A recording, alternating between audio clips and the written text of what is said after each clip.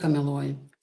Taigi sveikinuosi su tavim, ta, kuri iš tikrųjų šiuo metu ne šiaip savo scrollini Facebook'e, bet iš tikrųjų ieškai informacijos, kuri padėtų tau suprasti, kas iš tikrųjų tu esi.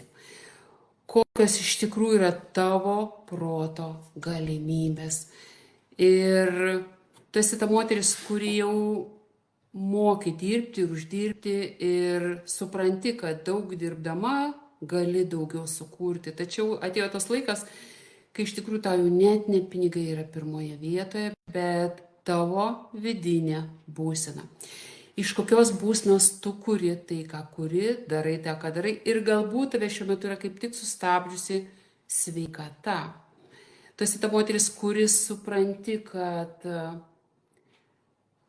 negali atiduoti visos atsakomybės vien medikam, kad turi kažkaip tai prisidėti ir pati.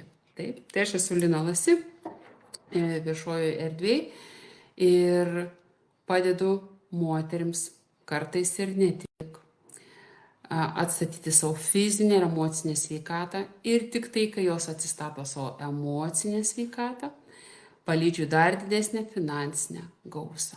Taip. Ir šiandieną noriu kalbėti apie svarbiausią žingsnį, kuris